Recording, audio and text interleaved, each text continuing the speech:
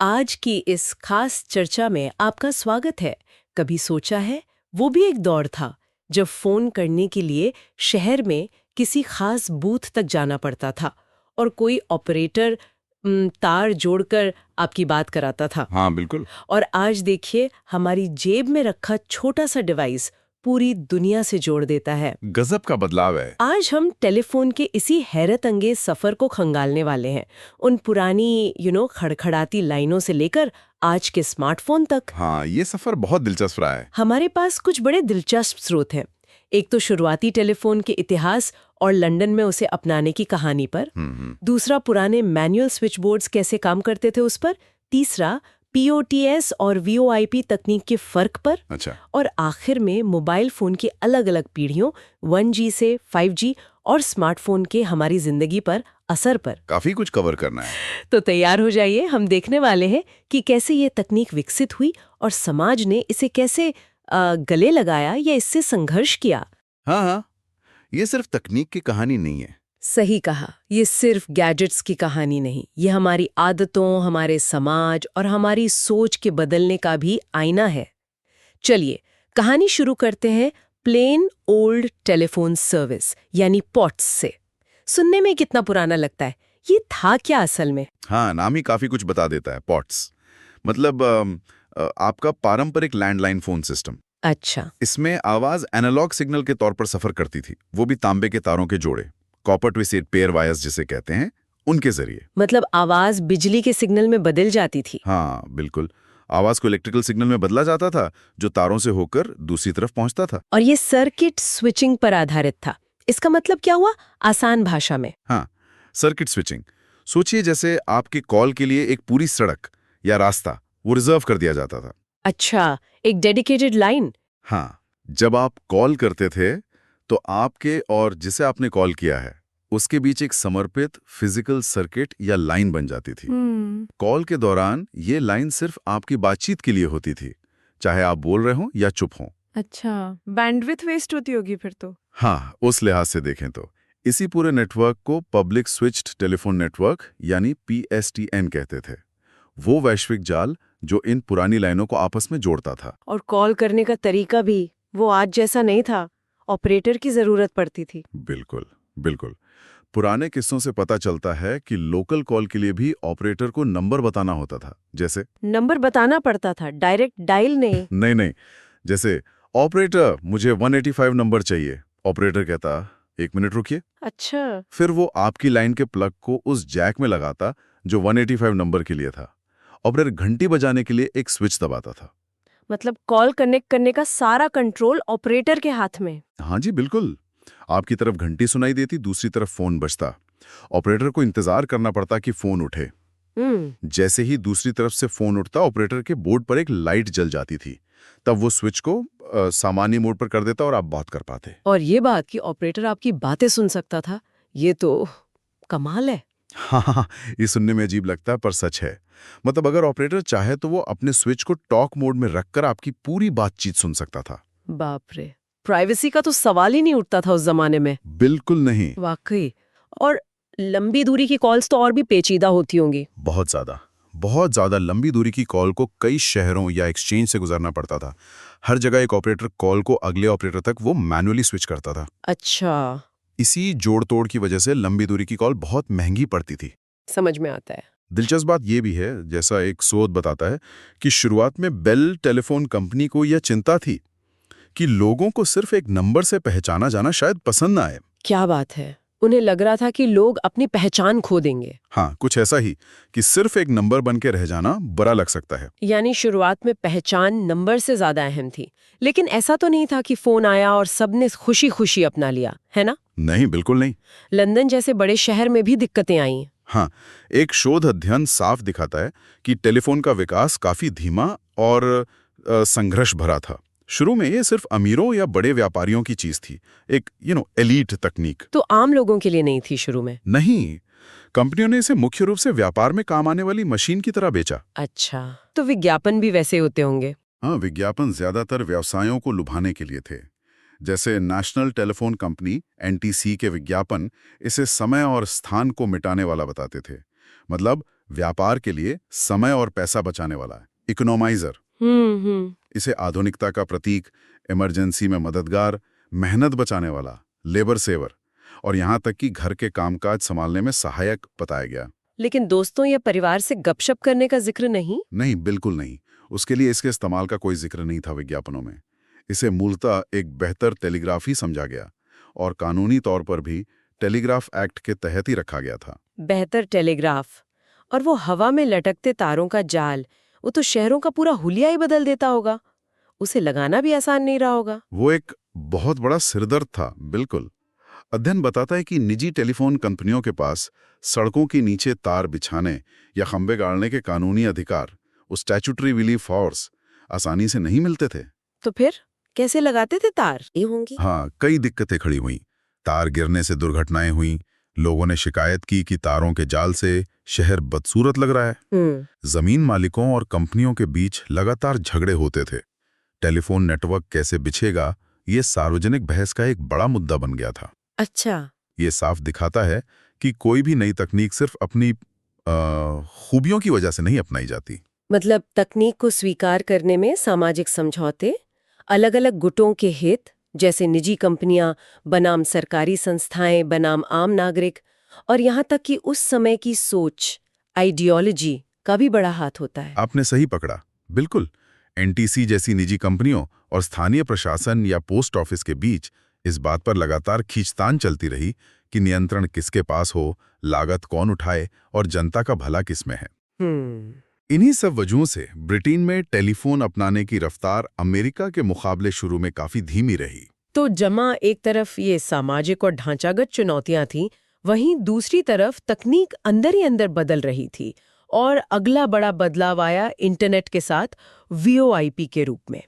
ये क्या भला है और पॉट से कैसे अलग है? VoIP यानी वॉइस ओवर इंटरनेट प्रोटोकॉल, जैसा नाम से जाहिर है, ये आपकी फोन कॉल्स को पारंपरिक फोन लाइनों की जगह इंटरनेट पर भेजता है। अच्छा, इंटरनेट पर। हाँ, पॉट्स में आवाज एनालॉग सिग्नल थी, VoIP में आवाज को डिजिटल सिग्नल में बदला जाता है। और ये पैकेट स्विचिंग पर काम करता है, सर्किट स्विचिंग की तरह नहीं।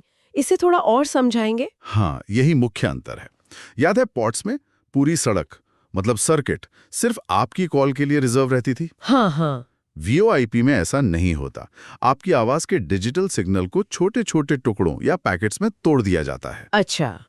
इससे इंटरनेट का इस्तेमाल बहुत कुशलता से होता है। तो मतलब बैंडविड्थ तभी इस्तेमाल होती है जब डेटा जा रहा हो? एग्जैक्टली। खाली लाइन रिजर्व नहीं रहती। इसके फायदे क्या हैं फिर? सस्ता पड़ता होगा? बिल्कुल। आमतौर पर VoIP कॉल पॉट्स के मुकाबले काफी सस्ती होती हैं, खासकर लंबी दूरी या अंतर्राष्ट्रीय कॉल्स। सेटअप लागत भी कम हो सकती है, और क्योंकि डेटा पर आधारित है तो आप ऑडियो के साथ वीडियो कॉलिंग जैसे मल्टीमीडिया फीचर भी इस्तेमाल कर सकते हैं। अक्सर VoIP से VoIP कॉल तो मुफ्ती होती हैं। लेकिन इसका एक चिंताजनक पहलू भी है शायद, आपातकालीन सेवाओं को लेकर। हाँ, ये एक महत्वपूर्ण बिंदु है। एक स्रोत बताता है कि VoIP से की गई इमरजेंसी कॉल्स, जैसे पुलिस या एम्बुलेंस, उनको लोकेट करना मुश्किल हो सकता है। क्यों? लोकेशन क्यों नहीं पता चलती? क्योंकि आपकी लोकेशन किसी फिजिकल लाइन से बंधी नहीं होती, जैसे पॉट्स में होती थी। आप कहीं से भी लॉगिन कर सकते हैं। यह सुरक्षा के लिहाज से एक बड़ी चुनौती है। हाँ, ये तो गंभीर बात है। ये डिजिटल बदलाव कुछ वैसा ही है जैसा मोबाइल फोन की दुनिया में हुआ। चलिए अब मोबाइल की पीढ़ियों पर आते हैं। 1G, वो भारी भरकम ईंट जैसे फोन वाला दौर। हाँ, 1G यानी पहली पीढ़ी की वायरलेस तकनीक, जो करीब 1983 में अमेरिका में आई। ये पूरी तरह एनालॉग थी, मतलब आवाज की क्वालिटी बहुत अच्छी नहीं थी, कॉल बीच में कट सकती थी, और सुरक्षा भी नहीं थी। हाँ, और सुरक्षा भी न के बराबर थी। कोई भी आपकी बातें सुन सकता था। और वो पहला मोबाइल फोन मोटोरोला का डायनाटैक 8000X, जिसे द ब्रिक कहते थे, उसके बारे में कुछ बताइए। क्या चीज थी वो? वो तो एक अजूबा ही था। जैसा एक स्रोत बताता है, उसका वजन करीब 1 किलो 2 पाउंड। सोचिए, आज के फोन के मुकाबले 1 किलो का फोन? हाँ, बैटरी सिर्फ 30 मिनट चलती थी और चार्ज होने में 10 घंटे लगते थे। 10 घंटे चार्जिंग? हाँ। और कीमत? कीमत तो लगभग $4000, जो आज के हिसाब से $10,000 से भी ज्यादा बैठेंगे। बाप रे, इतना महंगा, इतना भारी, फिर भी लोग खरीदते थे। हैरानी की बात है, पर हाँ, वो स्टेटस सिंबल बन गया था। उसने मोबाइल संचार की शुरुआत की, भले ही वो बहुत सीमित था। फिर आया 2G और उसने तो मतलब सब कुछ बदल दिया है ना। Text messaging. बिल्कुल। 2G जो 1991 में फिनलैंड में GSM स्टैंडर्ड पर लॉन्च हुआ, वो पूरी तरह डिजिटल था। डिजिटल मतलब कॉल की क्वालिटी सुधरी, आवाज ज्यादा साफ हुई और सबसे बड़ी बात, कॉल्स एन्क्रिप्टेड हो गई, यानी ज्यादा सुरक्षित। और डेटा का दरवाजा भी खुला। हाँ, 2G ने पहली बार मोबाइल पर डेटा भेजना संभव बनाया। इसी से SMS यानी टेक्स्ट मैसेज आए। जो आज भी चलते हैं। हाँ, और बाद में MMS यानी फोटो वाली मैसेज भी। इसने तो लोगों के बात करने का तरीका ही बदल दिया। सही कहा। आप रिंगटोन जैसी छोटी-मोटी चीजें भी डाउनलोड कर सकते थे। स्पीड बहुत कम थी, करीब 0.2 MBPS, पर ये उस जमाने के लिए क्रांति थी। और इसी दौर में वो छोटे हल्के कैंडी बार फोन्स छा गए, जैसे नोकिया 3210। वो तो हर किसी के पास होता था एक टाइम पे। हाँ, नोकिया 3210 जैसे फोन जबरदस्त हिट हुए। उसके 16 करोड़ से ज्यादा फोन बिके थे। 2G ने ही सही मायने में मोबाइल फोन को आम आदमी की पहुंच तक पहुंचाया। 2G के बाद 3G आया, जिसने मोबाइल पर इंटरनेट चलाना और स्मार्टफोन को मुमकिन बनाया। एकदम।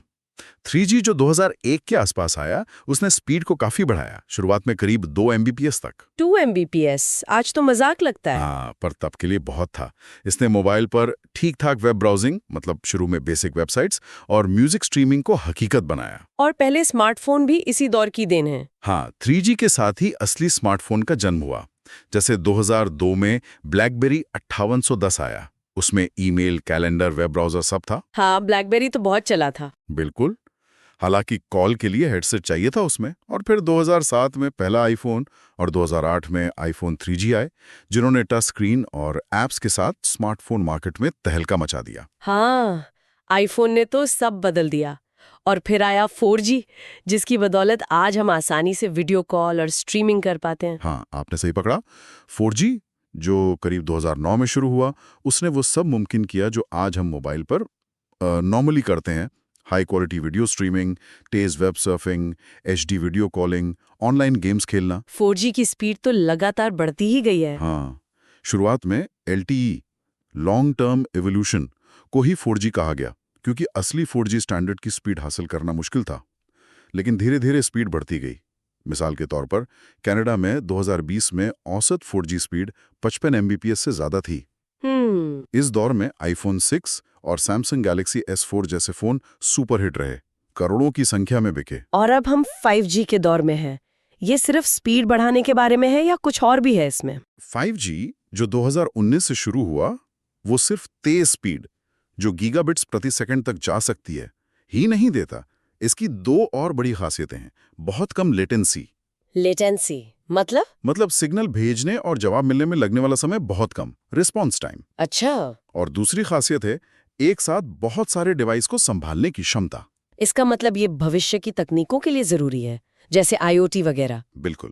5G को इंटरनेट ऑफ थिंग्स यानी आपस में जुड़े device, smart city, artificial intelligence, AI, driverless कारें और यहाँ तक कि रिमोट सर्जरी जैसी चीजों के लिए लीड की हड्डी माना जा रहा है। वाह, इस तेज रफ्तार तरक्की ने स्मार्टफोन को हमारी जिंदगी के केंद्र में ला दिया है।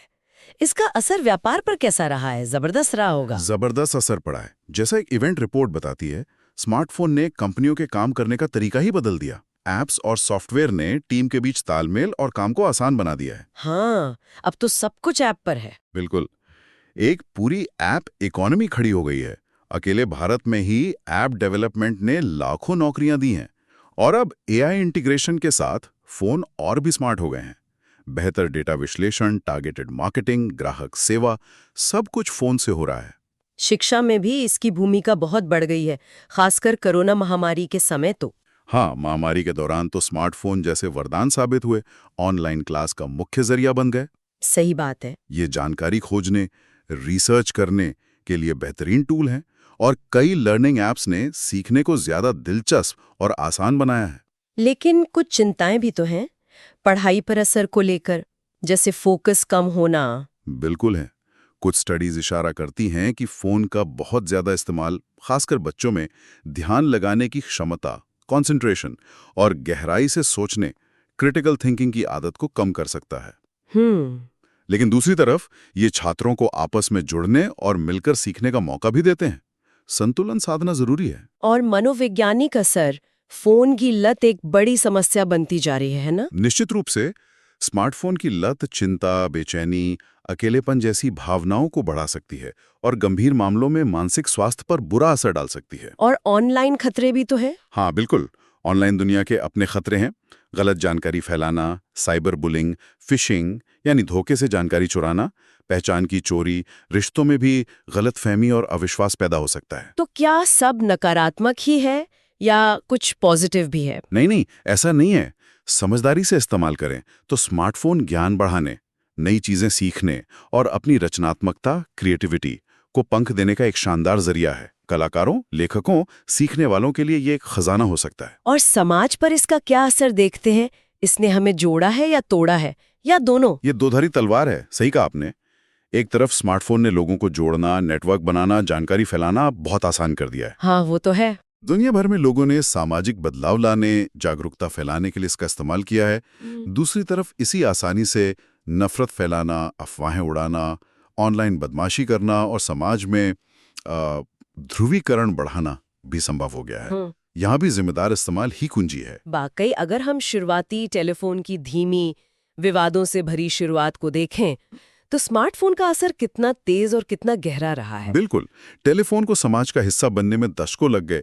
कितनी बहसें हुई, कितने झगड़े हुए, और स्मार्टफोन कुछ ही सालों में हमारी जिंदगी का ऐसा अटूट हिस्सा बन गया कि उसके बिना जीने की कल्पना करना भी मुश्किल है। तो ऑपरेटर के तार जोड़ने से लेकर हमारी जेब में रखे एआई असिस्टेंट तक, ये तकनीक और समाज के आपसी रिश्ते की एक लंबी और दिलचस्प कहानी रही है। हाँ, बहुत लंबी कहानी है। हमने एक ऐसी तकनीक से शुरुआत की थी जिसका विरोध हुआ, जिसे सिर्फ काम धंधे का औजार माना गया। बिल्कुल। और आज हम एक ऐसी तकनीक पर आगे हैं जो हमारी जिंदगी के लगभग हर कोने में समाई हुई है। और सबसे गौर करने वाली बात शायद ये है कि संचार तकनीक से हमारा रिश्ता कैसे बदला है। हाँ, कैसे? शुरुआती टेलीफोन को शक की नजर से देखा गया, उसकी धीमी गति से जांच परख हुई, उसे मौजूदा टेलीग्राफ के चश्मे से देखा गया, और आज हम नई संचार तकनीक को बहुत तेजी से अपना लेते हैं, शायद कभी-कभी उसके गहरे सामाजिक और मनोवैज्ञानिक असर पर पूरी तरह सोचे बिना ही।